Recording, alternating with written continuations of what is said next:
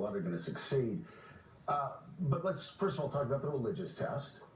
And then also talk about, was it the 1965 Act that said you can't discriminate against an immigrant based on their country of origin, right? Right. I mean, the thing that you have to start with is putting aside the merits of this, and there's plenty of reasons to object. I don't think that this was a good idea. I think it was a terrible mistake.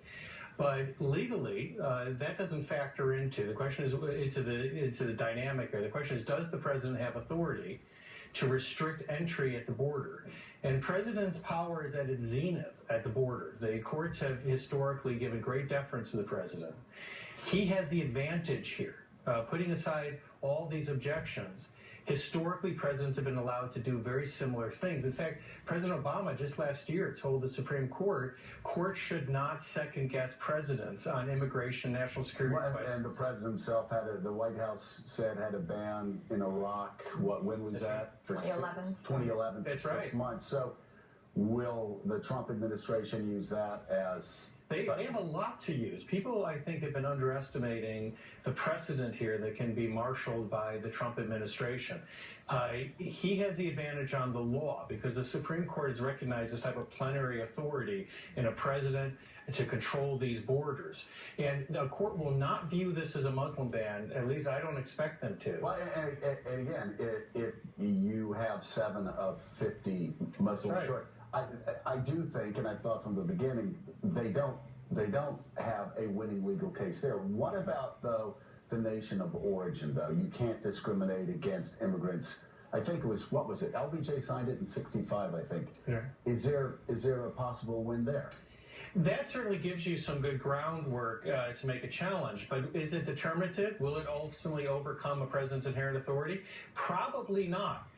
Presidents historically have said that these regions or these areas are matters of concern. The president here is saying, I want to freeze refugee entries until we can have a better vetting process.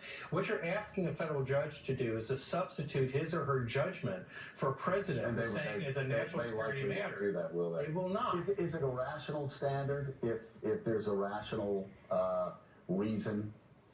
The standard is very, very low. When you take a look at, there was a case in the 70s in which a Marxist was kept from coming into the country.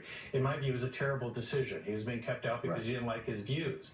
The Supreme Court still upheld that decision and established, while it did establish that the courts could review these types of questions, the standard was very, very low as to whether the president could state an articulable or bona fide reason. He has. You can disagree with it.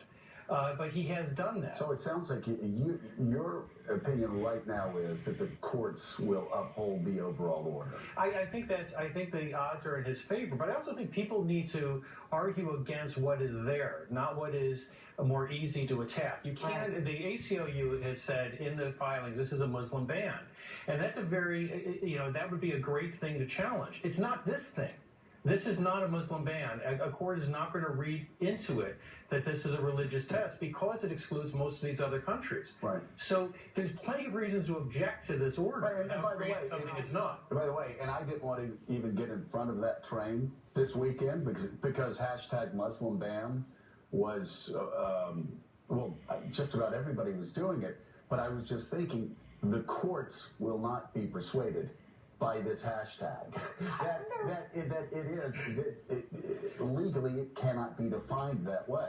Well, that's the problem, is when you look at this thing legally, it's a vastly different creature from what people are describing outside. And that's dangerous because people are assuming this is one thing and arguing against it as that thing, when a court is going to view this as something very different. What a court's going to view is that a president has suspended entries with some, not the majority of Muslim countries.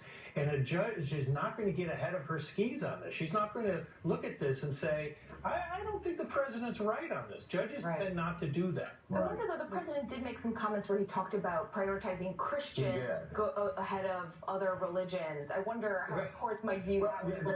There are actually 2 statements in a closed case. There was that statement, which, of course, sounds like a religious test to me, and then there was Rudy Giuliani.